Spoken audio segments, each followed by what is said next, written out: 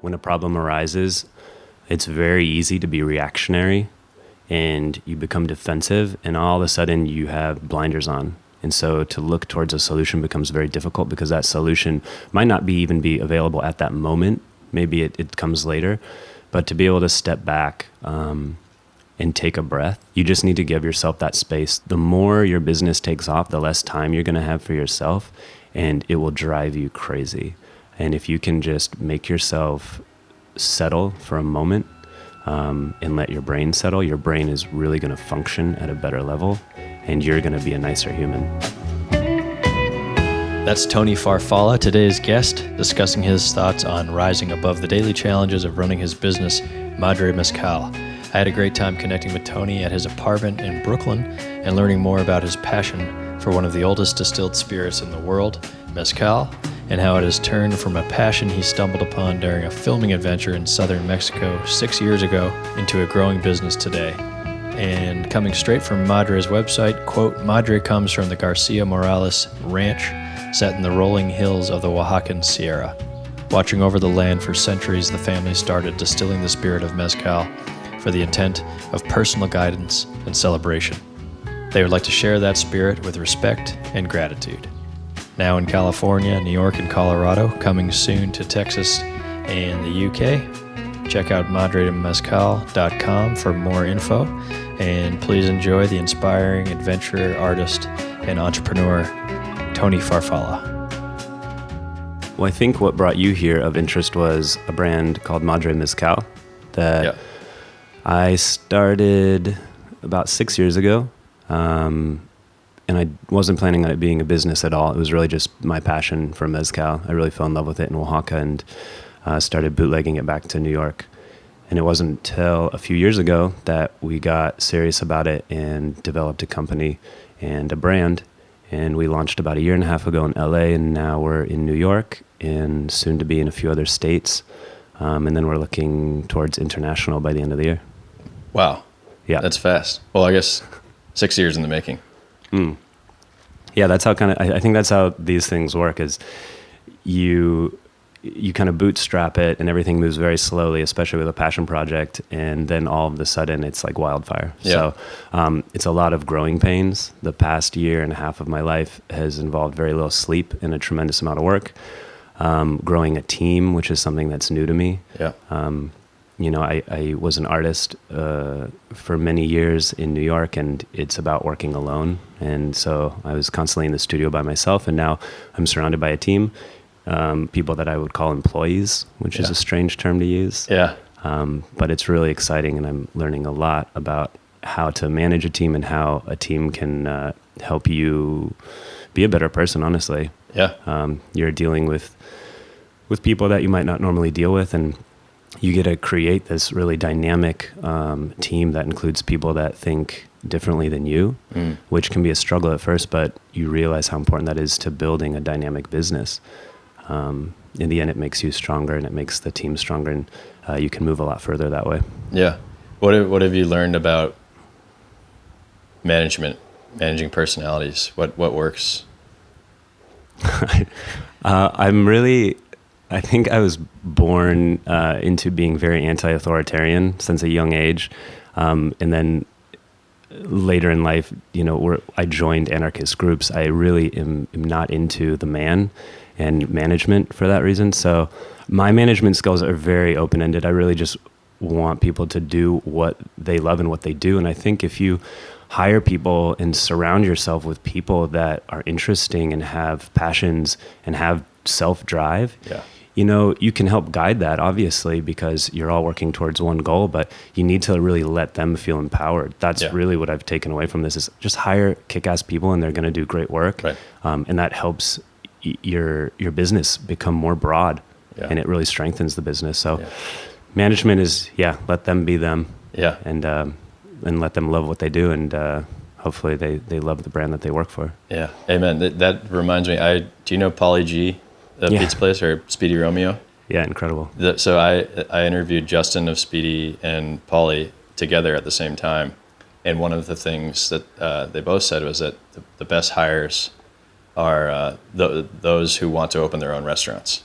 So because those people, to your point, they have the drive, they have initiative to make the most of the work because it allows them to move closer to something that they want to achieve. And so to surround yourself with those types of people gives the whole thing momentum and good energy, instead of trying to like, hey, come on, get to work, I need you to work, where people are just looking at it as a job. Exactly. I think there was a piece of advice for hiring that I really took to heart, which is hire people that you would want to work for. Yeah. Kind of to the same sentiment. And that's really where we're at, especially with Madre. We always speak of Madre as being a team. Mm-hmm. We're all part of this. Mm-hmm. And I think whether you work on any level of the team with us, we want your input on all levels to a degree, because we realize that having multiple eyes on this brand is way more impactful than just having my eyes on the brand. Yeah. And so always having open ears and always recognizing that it's a team effort. Yeah. Super important. Which is probably hard when it is initially was your passion project, and that you've fallen in love with over years, and then new people come in and try to ask you to change it. Yeah, that has been one of the single hardest things for me, is being able to sort of lay down my arms and let go of my baby, because this has been my brand for so long, and I've really been in the guts of it for so long, and I used to do every part of this. I was doing, and you realize that you can't do that. That right. If you want something to grow and you want something to be able to support itself, you need other people involved, and you need to let them take on responsibilities, and you need to trust them in their decision making. Yep. That's been a struggle, but again, for me, it's been a huge learning lesson. Yeah. Being able to let go of that control and trusting other people, and trusting somebody with a task, and having them come back and just nailing it is so rewarding. Yeah. And so cool. Yeah. And to see something that you kind of put out there growing on its own. Mm-hmm. I guess it's a lot like having a kid. I guess you have that kid, it's yours, but then that kid grows up, and all these influences determine what they are going to be, what they're going to do. And a lot of that is the same with the brand. You really have to trust the multiple parents that the brand has raising it. Nice. Well, that's great. So it sounds like you've created a reliable, inspiring team around you. Oh yeah, they're the best. Nice. Totally. And earlier you said you didn't think it was going to become a business. It was just a passion project. What was it about it that made you think that? Like, why did you think it wouldn't be?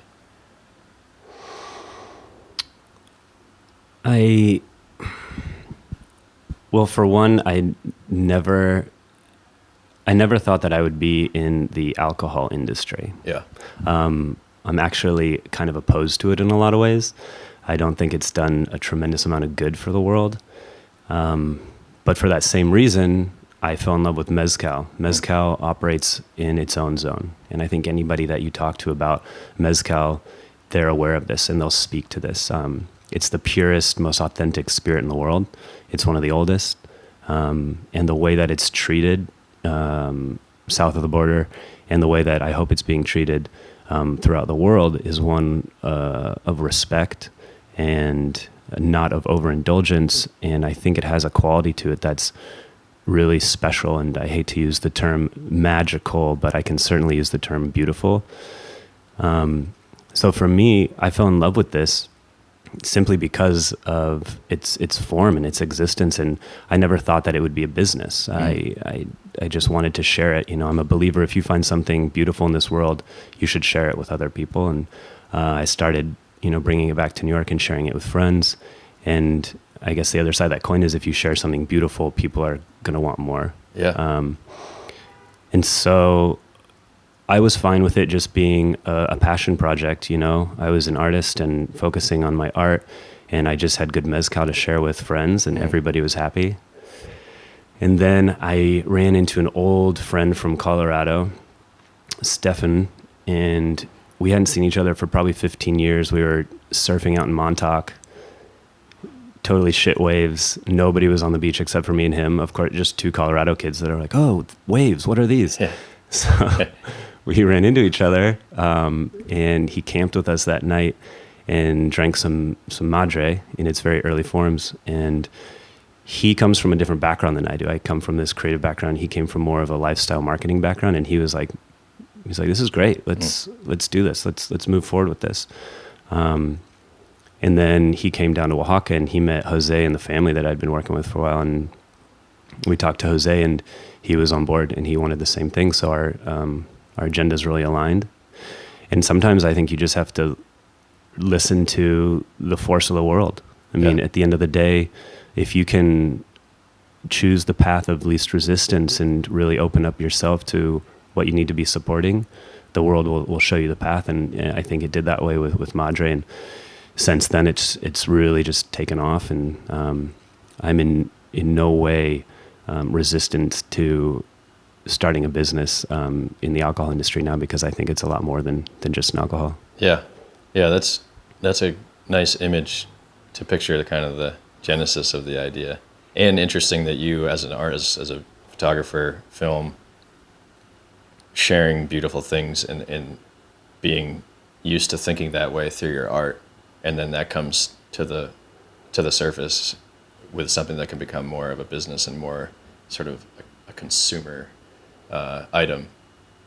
Yeah, absolutely. I mean, looking at the brand and the team behind it, we're all creatives, and I've never worked in that industry. And I think that's to our benefit, that we're really disrupting that industry. Yeah. Because for me, I approached this as a piece of art, I found this beautiful mezcal from this beautiful place that is just steeped in storytelling and creative adventure. And I wanted to share that the way that I share my work. Yeah. And I think that's been translated through this brand, like when you build a brand, and I've just been inundated with, brand development for the past, year and a half, 2 years. When you build a brand, there's a way to build a brand that's based on data points. Right. And this is really easy to do. Like, okay, we have so many data points now. We know who your consumer is. We know how many times they click on your site. We know that when they come back to buy, when they don't buy. You have all of this info, and you can build a brand around that. And most of these big brands rely on that. And it drives their campaigns, it drives their creative, it drives every part of that business because it's based on data points. And I think what happens is you get into a feedback loop. You get into that echo chamber where all these brands are becoming very monotonous because they're acting on the same data points, selling to the same consumer. And that consumer is in that same echo chamber, so they're buying from the same brands. And the idea of creative risk goes out the door. Right. And I think with this project, because I'm a creative and because we have this team of creative, we have the Land Boys who are hyper creative, because we're behind this brand, we're jumping full into creative risk. Right. And and it's paying off. Mm-hmm. And I think a lot of brands are terrified of doing that because they want to rely on data points. And you can build a brand that way, but I don't think that we're going to. Yeah. I think that's why I'm drawn to it initially, and why it's compelling is because it feels like you're telling us, genuinely sharing a story with an item that you can also purchase and enjoy. But it feels more like it's about the story and about this community that you've stumbled upon, that it has this ancient kind of history of creating something that means something deep to their culture. And now you're bringing it to a marketplace that hasn't, as far as I understand, ever thought about the item in that way. It's just sort of like a passive, whatever's on the shelf, I'll get it. But now to me, this is so much more interesting too. If you have a choice, why would you not want to feel closer to the source and to the story that brought the thing to the shelf? Absolutely. I mean, in so many industries, and for sure in the alcohol industry, it's a desert landscape of depth. There's nothing beyond that label that you're looking at. And the mezcal industry in particular, I think is doing a really great job of telling that story. There's really no way around it with mezcal. This is artisanal. It's an artisanal product. It's handmade, and it's always going to be that way. And the stories that come out from Oaxaca or any of the states in Mexico that produce mezcal are all just so rich with history and with an appreciation.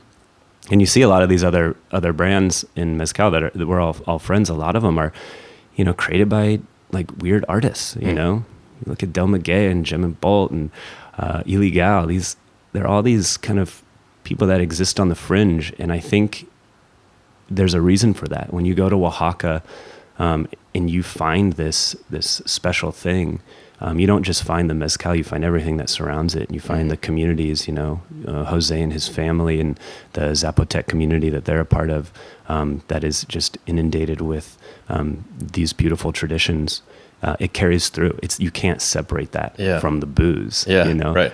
Even in like when I first got into this, this was 6 years ago. I was shooting a documentary in Mexico, but in Veracruz, in Catemaco on the eastern coast. I was shooting a documentary about witchcraft. They're called brujos, and they're like witch doctors that exist throughout Mexico. And in Catemaco, they're like the most powerful. And I was down there shooting this documentary, and it was just so intense, as you can imagine. Like, I've never witnessed, goats being sacrificed, and just too much. Yeah. And so after a week of that, we had to just get the hell out, and we just drove west and into Oaxaca, and ended up in this small mountain town of Huautla, which is where Marina Sabina is from. Psychedelic mushrooms were birthed there. And we had a very psychedelic experience, but it was also this sort of experience that pushed me into a deeper understanding of what can come from plants, from plant medicines, and from traditions of plants. Mm-hmm. And it was in that town that I met a man from a village further west, Mihuatlan, and he was selling medicinal mezcal. So this is mezcal that's infused with different plants to treat ailments, and it's very traditional throughout Oaxaca to use mezcal this way. So this was really like one of my introduction points to mezcal, was as a plant medicine. And I think that says a lot to what this alcohol actually is. Yeah. And it was from that point on, I started getting lost in Oaxaca for a lot of my free time, and started to meet these producers and really understood sort of the depth of this industry and of this product. Wow. So having been repelled by a goat sacrifice, Tony discovers mezcal. That's a good origin story. Yeah, that for some reason that one didn't sit on the shelf so well when we were trying to sell it, but yeah, essentially that. Yeah. So let's cover the basics for the tape. What is mezcal?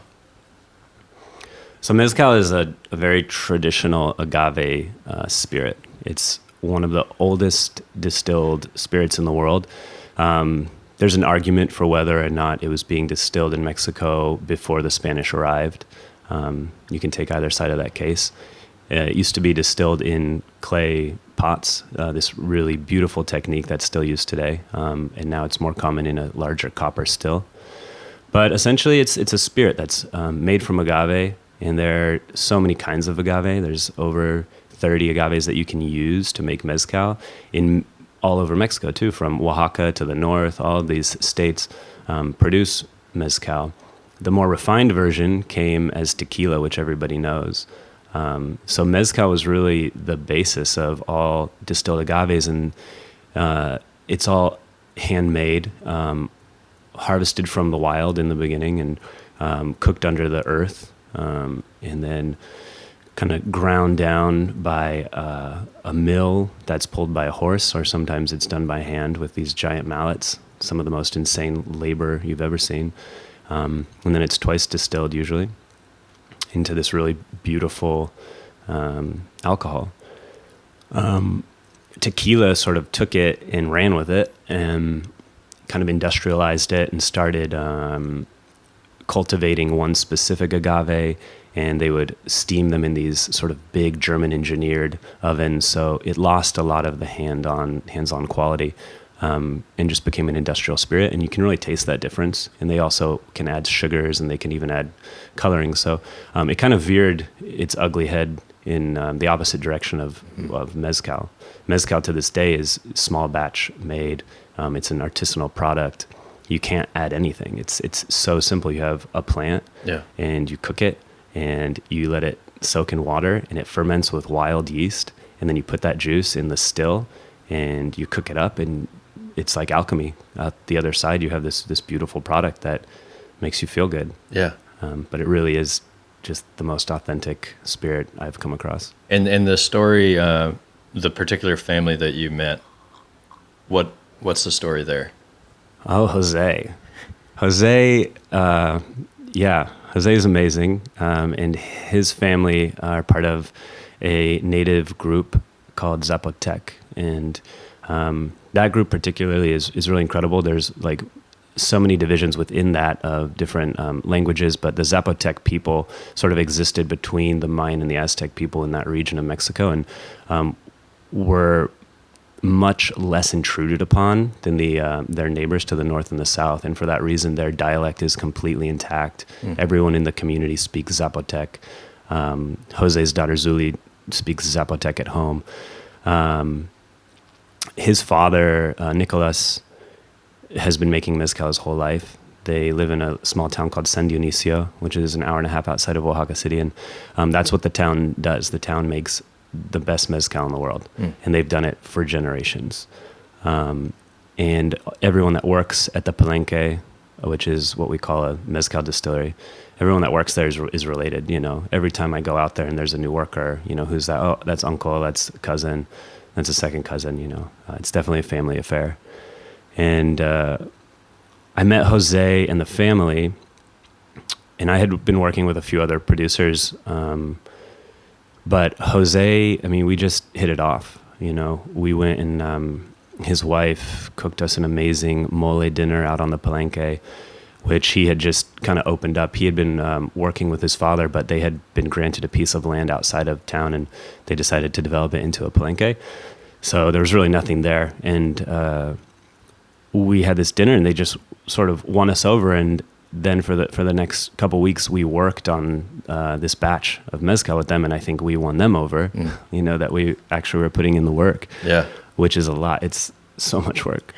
And from there, I started bringing back some plastic bottles full of this juice that was just amazing, and it just sort of grew from there. And he's grown with us, and every decision that we make is with Jose, and you know, we're really in this together. And now we have 4 stills running on his land, and it's expanded quite a bit. It's amazing, and Jose is just beyond stoked. And you know, I show him, you know, these bottles sitting on shelves in New York and California, and he's just blown away. You know, he used to work undocumented in the States for years, him and his brother, and now for him to have his product and his name on this product in all of these stores in these cities that he worked so hard in years ago, I mean, it's a pretty tremendous feeling. Yeah, that's great. That's I could only imagine how that would feel, how exciting that would be for him. So how many, does he have a lot of people working for him or with him, like at the source? Yeah. I mean, again, this making mezcal, there's so much labor that goes into it. You're blown away. And when we bring people out to the Palenque, and you know, we make people work when they're there too, like there's no spectators, and everyone walks away with such an appreciation for this because they realize how much work is going into it. And so Jose, he has a lot of people that work for him, depending on where they're at in the process. But again, they're all family, and you know, whether it's harvesting the agaves, you know, cutting them down or cooking them, or just tending to the fermentation or the distillation. There's always probably 5 to 10 people around. And the next generation, Jose is obviously, you know, as you said, Jose is excited.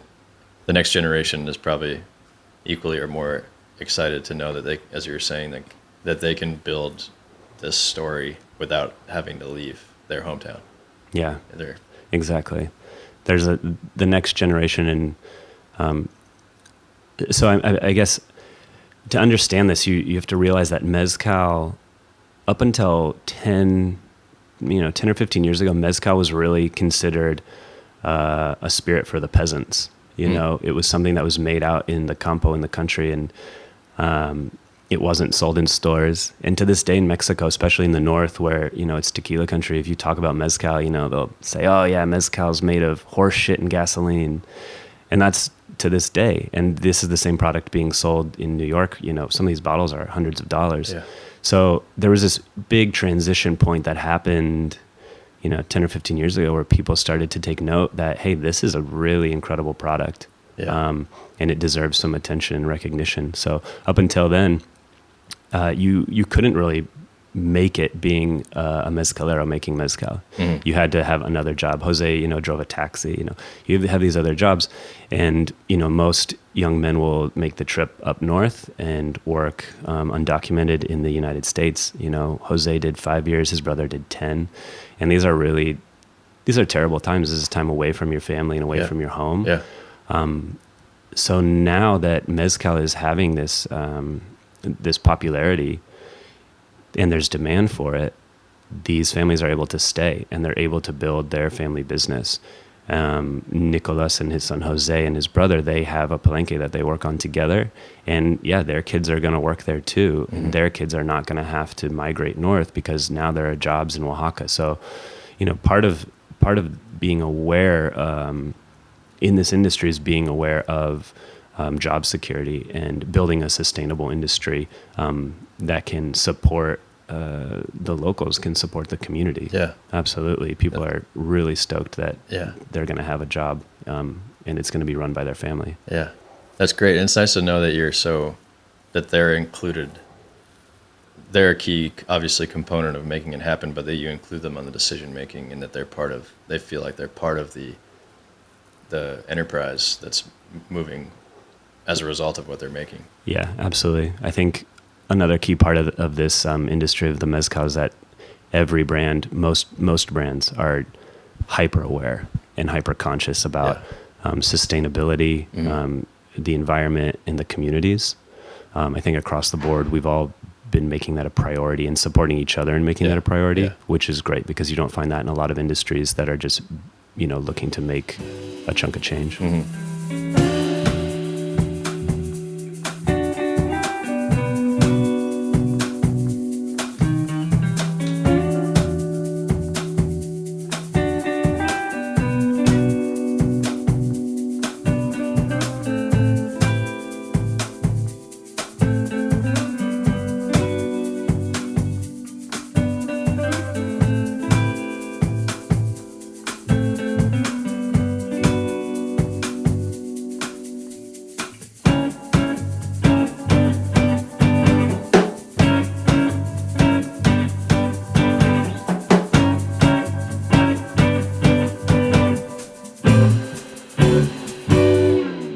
And so as as it is growing and gaining momentum, what do you, as a company or individually, what are you kind of focused on? Yeah, we're focused on sustainable growth. Yeah. And, we've hired people to focus specifically on this. There's the aspect of having enough plants to sustain this industry. Agaves take a long time to grow. They take 7 to 25 years depending on the plant. Yeah. A lot of people don't realize that, but when you're drinking mezcal, you're drinking a really old plant, and all those flavors come from this plant's roots that have been in the earth for a long time. Yeah. So that's a big issue, is if this industry continues to grow and the rate of sales speeds up exponentially, are we going to have enough agaves? So we're on a very strict adherence to planting agaves each season more and more. But it's also about education concerning, wild harvesting of these agaves as well, being mindful and leaving agaves to reseed. So sustainability is huge as we grow. And then it's about education, I think, on all fronts. As we expand into new markets, it's important that people understand how incredible this spirit is, like that they treat it with respect, that it's not, just another vodka to throw down for the night. And I think with that education comes appreciation. And with the appreciation, you really do get a fond respect for the growers that are making it, and everybody involved in that production line. Yeah. So those are our focuses. And then we definitely want to build a company based on a kind of a give back strategy. I think, again, we're not building a brand based on data points, and we don't want a brand that is not supporting communities everywhere. Again, this is about larger picture stuff. Climate change will affect us. We are relying on a plant source. immigration reform will affect us. And we want to address all of these fronts, and we want to support them, and we want to be outspoken about that, because I think it's important in this day and age when, brands rule, when people, are getting their favorite brands tattooed into their skin, that brand is standing up and is taking a stand and making that very visible. Mm-hmm. And then internally, it's you and Stefan, is it? Mm-hmm. And then anybody else involved on the leadership side, I guess? Yeah. So speaking to the kind of the core team that jump started this a while ago. Yeah, we have two other partners that came on and have a lot of sort of business history. Yeah. So they were very strategic in helping us through wading the waters of numbers and Excel spreadsheets. Pesky numbers. Yeah, all the things that I don't want to look at. They are there to support us. Yeah. And they've been great. And they, again, everyone that's in this industry is so excited to be in it. Yeah. And that excitement is what fuels us. It's not like we were able to support ourselves with this work. So it was just bootstrapping and right. Really loving what we are doing in the product that we are bringing forward. And then, we partnered with the Land Boys, who, are brothers at this point. They're a part of this business because they believed in it, and mm-hmm. they spent time down in Oaxaca and developed the most iconic branding I can imagine. And being a creatively driven brand, every part of this brand that we put out to the public, we want to feel Madre. We want people to identify as Madre, and they're a huge part in that. Yeah. And I just love that they're on our team. Yeah, that's cool. So one of the things I like to talk or ask people about that have, been consistently working on something that is challenging is what have you learned? And that's kind of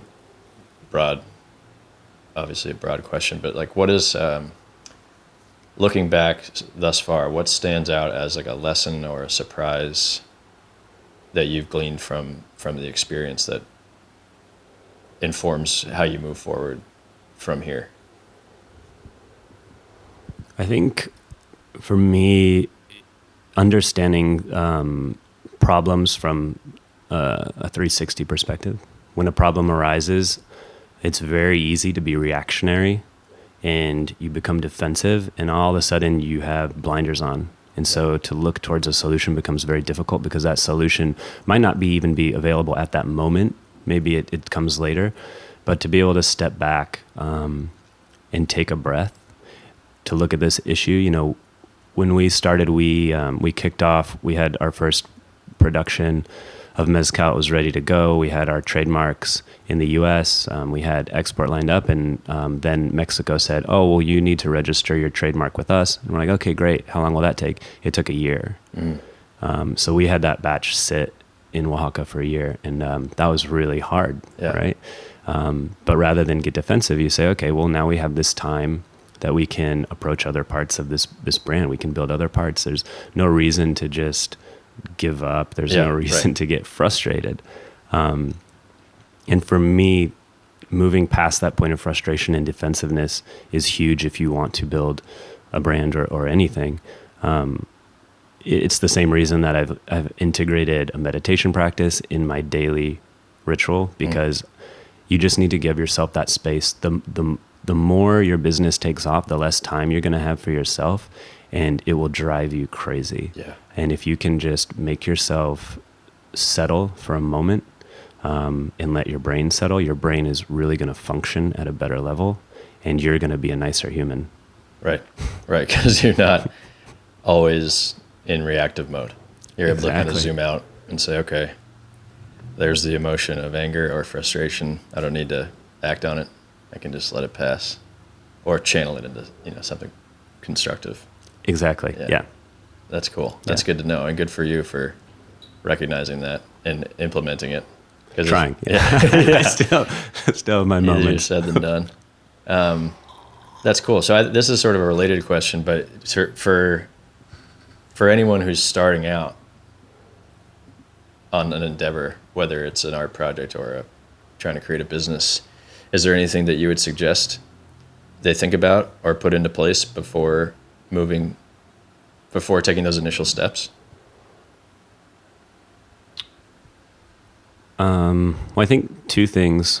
One is this idea that if you want to move quickly, move alone. If you want to move far, move with others. Again, going back to this idea of having a strong team, this is huge. And I still can't get over the fact that I worked without a team for so long. Build a team that you love, and you will go far. And trust that team. And for me, the other thing that I constantly am kind of holding myself up against is this idea of creating questions versus answers. And to me, this always came about in the art world. I would say that when creating art, you're creating a question, and when you're creating design, you're creating an answer, right? And so I think when you're starting off with a business, it's important to ask yourself that. Are you going to be creating a question for your audience, or are you going to be giving them an answer? And there's no right or wrong to that. With Madre, I do want it to be a question. I want you to look at this brand and feel intrigued and maybe not quite understand it, but that's going to ultimately drive your audience to dig up more. And if they're digging, then they're loyal. Right. So yeah. I love that. That's interesting. And then that invites you, as we've been talking about the story underlaying the product, is that it invites the curious consumer into the fray with you. Exactly. I mean, it's like our Instagram. We designed this Instagram, which is just a behemoth. It's just this insanely constantly scrolling integrated mess. It's beautiful. But, that's a question. You look at that and you're like, I don't understand this. You need to kind of probe into what this is. That's a question that people need to find an answer for. And, I talk all the time with brand developers and strategists, and they're like, that's a bad strategy. You want your social to have immediate click through to buys. You need like very precise descriptions. Like, this is a mess. Those people want to create answers, simple, digestible answers. And we want to create more questions. The other example is for the passive consumer. Just, they see your Instagram, they click the button, they buy it. You're stoked as a business owner, but I love the way you guys are thinking about it. It's like, no, we want curious people that can appreciate the tapestry of what this is versus just taking it for what we feed them without thinking about it at all. Yeah, again, and it's that idea of creative risk within the landscape of an echo chamber. Like, at some point, like, these demographics need this sort of shock, Like, real change only comes through these shocks. And I think this is beyond just like wanting to build a brand. This is just what I want to be in this world. Is I want to offer these options to people that are not being fed based on data, that are being fed on some sort of a drive, some sort of a desire to share beauty in the world. Yeah. Amen. I love that idea. And I love the idea of what the choices you make as a person, whether you're an artist or a business person or just a person with a more traditional job, you still are making choices all the time. And the things that you choose to say or do, you're sort of casting votes for a bigger story of what you believe in. Whether or not you realize you're doing that or not, you are, through your actions and behavior and words, sort of representing something larger. And so it's neat to see groups like you guys who are clearly very intentional about what you're doing. And that's refreshing because it's easy to not do that. Yeah, exactly. And I love that you sort of brought it into the expanded picture. I mean, this is not just about brand development. This is about being good, interesting humans that are supporting other good humans. Right. Joseph Beuys said, everybody is an artist, and it shouldn't be taken literally, but it's everybody is creating an art if they're being sincere and authentic to themselves. Right. And as soon as you can find that sincerity in yourself, you're on the right path. Love it. No matter what you do. Love it. That's what I look for to on this show is people with that outlook who are being true to themselves in whatever form that takes, whether that's music or business or art or really anything. But you know it when you see it, and it's very promising to know that is still out there and thriving in the age of mass consumerism and big brands that are just looking to turn a profit as quickly as possible. That there's still people who care about this kind of thing. So, to you and the Madre team, that's really cool. Thanks, man. Yeah, solid. Is there anything that you would have done differently? Like looking back, like any mistakes, like obvious sort of. I know that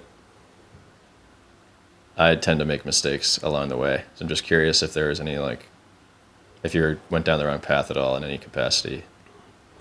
Oh man, I went down so many wrong paths. Yeah. it's insane. Yeah. Yeah. I have like a whole map of wrong paths that I've taken.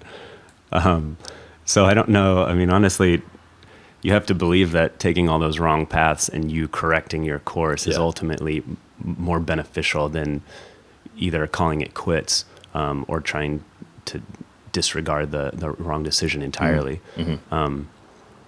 Yeah, along the ways that there were definitely, hang-ups from production to design. I had early partners. Before these partners, I had other partners that wanted to get involved in this as well, and they were not the right fit. Yeah. And I'm really grateful that I had discovered that early on, because I don't think that Madre would be anything if I continued with those people. And so, yeah, lots of wrong paths, but ultimately the correct course. Yeah. You just pay attention when you make a mistake or take the wrong turn, and then you course correct, and then slowly kind of figuring out how to navigate more effectively as you go. Get a numbers guy. Yeah. I tried to do this for so long without one. That would be one I would have corrected earlier. Yeah. Get somebody that understands numbers. Yeah. Well, that speaks to like hiring people with different viewpoints or skills, having a team. You find specialists, and then that frees you as a creative person to focus on what you're interested and good at, and then it's kind of off to the races, rather than you trying to figure out how to be a numbers person and just getting frustrated and drained, and then you're like, screw this, I don't want to do any of this. Exactly. Yeah. And I think that can be the downfall of a lot of businesses or people, is that they get hyper-focused on every aspect, and the things that they're not equipped to deal with, or they just don't like, it'll ruin it for them, because all of a sudden they're frustrated that they're doing this kind of work. There are people out there that do have that skill set, and if you want to bring them on board, everyone's lives are going to be tremendously improved. And that frees you up to move. Yeah, exactly. Nice. Anything you feel like you didn't get to say or that you would want to add?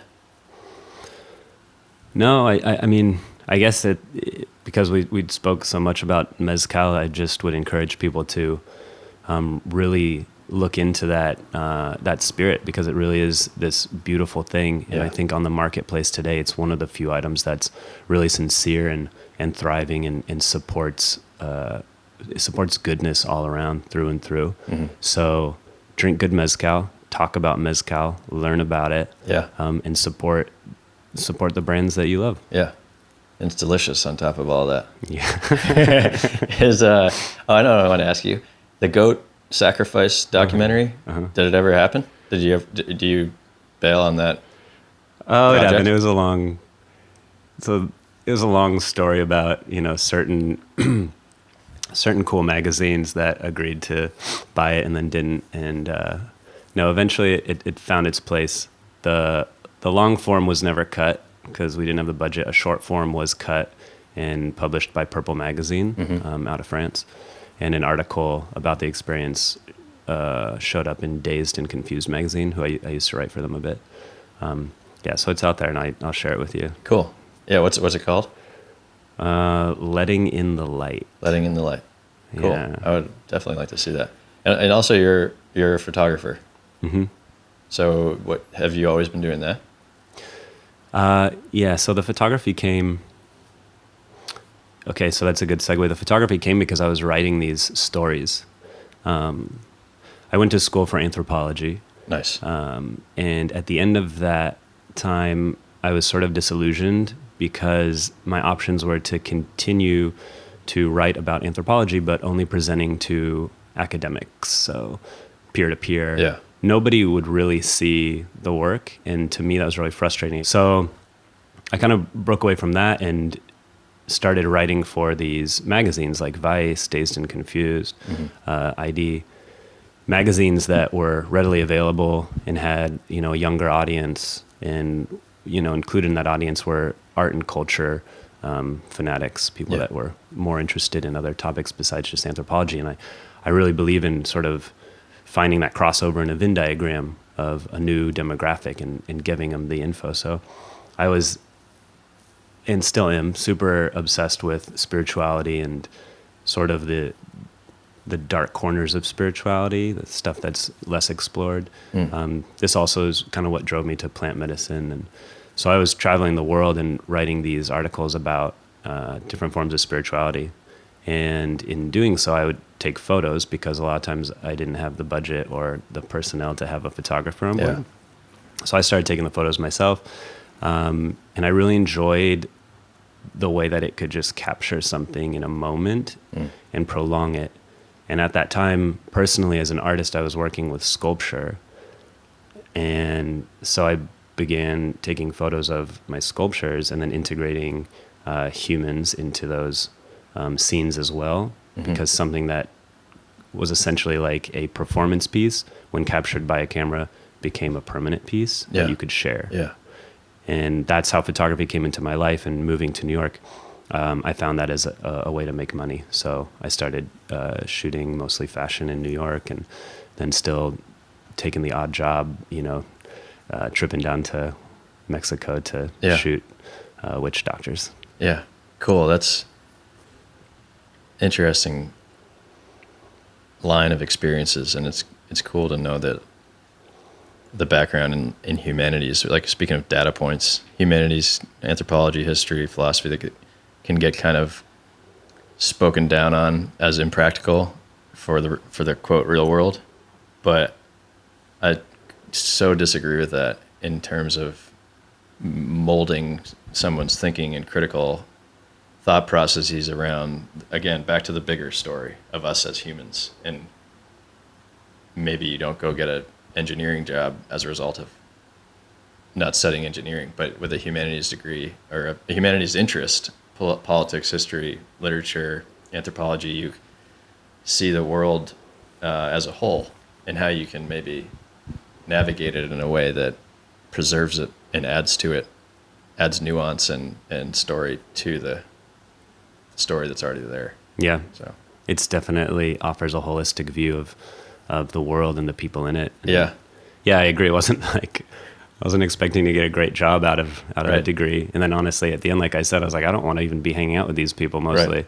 But to this day, it's very much a part of my work. It's very much a part of my art. You know, I would still refer to myself as an anthropologist, and I still write a lot about humans and about culture. And a big part of Madre is our Madre Journal, which is an online journal of articles that explore all kinds of topics. And I'd really encourage everyone to check it out because they're really interesting topics, and those kind of come from this existing drive in me to just want to look underneath every rock and meet every person and see how it is that we are all the same and that we are all connected on every front. It's endlessly fascinating. Yeah, I was going to use the same word. And again, so cool that the product in this case is a vehicle to invite you into that, in this case, a cultural story that's deep and rich and endlessly inviting and complex, and that the consumer product is the portal into that whole thing. Exactly. Yeah. I always refer to mezcal as the conduit. Nice. Yeah. Love it. In speaking of the dark spirits and the witchcraft, are you familiar with the duende, the term duende? No. I have a personal connection to the word for various reasons, but I think it's of Spanish origin, and it's sort of loosely defined in English as like the charisma, the premise of charisma within a person, or like spiritual drive, and it manifested itself in the flamenco dancers of Spain, where it's kind of like this dark magic that exists within a person's spirit that drives them to express themselves in an authentic way. Mm-hmm. Anyway, I wasn't sure if that ever came up in your studies of witchcraft. I love that, especially the reference to flamenco, because there is this darkness to flamenco that I've always been fascinated with. But in Oaxaca, this is interesting. In Oaxaca, so much of the art that comes out of that place, the music, the paintings, the poetry, it all is seeped in darkness. Yeah. A lot of it is around death. And like, this is outside of, Day of the Dead and like classic, like Candy Skulls. Yeah. There's a very unique aesthetic to the work that's coming out of Oaxaca. And it's fascinating me to this day, and I'm always trying to pin it.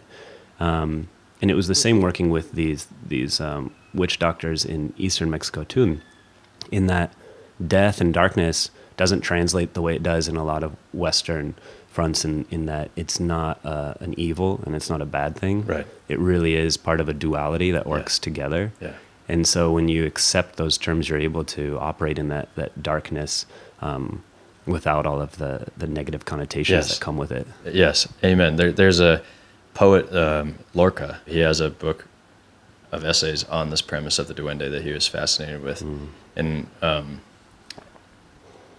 to your point, it's the acknowledgement of death and the kind of absurdity of living in a realm that that is the end game for everyone. But then instead of being immobilized by that as a morbid concept, it's more of like an invitation to, make the most of it and burn with your spirit as much as you can while you're here. And then that serves as a great inspiration for other people who can feel that energy. Anyway, you might be interested in it based on what you've told me. So, right up my alley. Yeah. Anyway, that was a rant. But Tony, appreciate you being on the show. This is really cool. Yeah, man. I feel honored to be on the show. I mean, we talked about you kind of seeking out people that are working in the sincerity and the authenticity of themselves, and I think you do a really great job curating, and you're one of those people too. So yeah, I really appreciate it. Thanks, man. I appreciate that. Nice of you to say. And it's fun. It's really fun to do the show. And as I go, it's getting more clear to me what it's about. Because in the beginning, I wasn't really sure how to say it, but it is. It's moving closer to like sincerity and contribution out of some place deeper than just trying to become famous or monetarily successful. And so that plays out across the board through artists, business people, athletes. There's something deeper at the engine of it all. So that's really cool. Yeah. MadreMezcal.com, MadreMezcal.com. Same thing, Instagram, Madre Mezcal. Madre Mezcal. Cool. Yeah. Check it out, and I'll plug it as much as I can through my own sweet meager social. But yeah, we'll give you a shout out too. Cool. That was Tony Farfalla of Madre Mezcal. Take a look at MadreMezcal.com for more information, and Madre Mezcal on Instagram as well. Thank you, Tony. Thanks for being on the show. Thanks, everybody, for listening, of course. And thank you to Aaron Mason, Caitlin Watkins. Thank you to Nave Espacial as well for the music. That's it for now, and we will connect with you next time on the Jalapeno Podcast. This is Ty, your host, and thanks for tuning in.